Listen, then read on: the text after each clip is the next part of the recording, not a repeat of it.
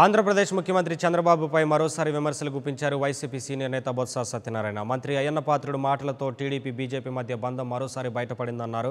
TDP నుంచి చాలా మంది నేతలు వైసీపీలోకి వస్తారన్న బొత్స టీడీపీ ఖాళీ అవుతుందని చెప్పారు. కాపులకు రిజర్వేషన్ అంటూ చంద్రబాబు మోసం చేశాడని విమర్శించారు. అగ్రవర్ణ పేదలకు వచ్చే 10%లో కాపులకు 5% రిజర్వేషన్ ఇస్తామనడం అన్యాయం చేయడమేనన్న ఆయన చంద్రబాబు తీసుకున్న నిర్ణయం వైసీపీకి మరోసారి విజయమని తెలిపారు. బీజేపీ తాలూకా మైత్రి నిన్న తేటతెల్లమైంది. ఒక పక్క వచ్చి భారతీయ జనతా పార్టీని తిడతారు, రాష్ట్రానికి వచ్చి అన్యాయం జరిగిందని చెప్పి అన్యాయం చేసిన భారతీయ జనతా పార్టీని మేము చెప్తుంటే మాతో పాటు వంతు కలుపుతారు.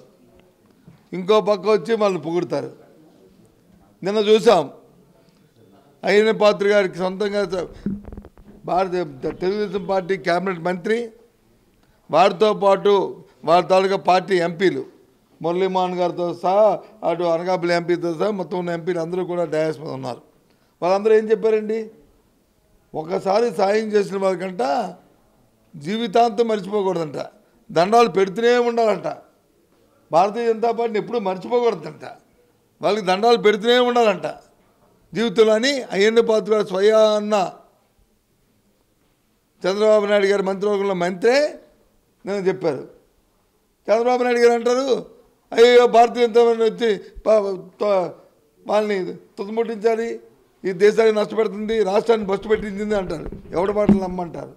అందుకే మొదటి నుంచి కూడా వైఎస్ఆర్సీ పార్టీ చెప్తున్నాం, వీళ్ళిద్దరూ కూడా ద్వంద్వ ప్రమాణాలు చేస్తున్నారు. ఇద్దరు కలిసి రాష్ట్రాన్ని దేశాన్ని బస్టు పట్టించారు. వీళ్ళు మాయ మాటలు నమ్మకండి. వీళ్ళు పగలొచ్చి Congress party. For more updates, please subscribe 99 TV Telugu.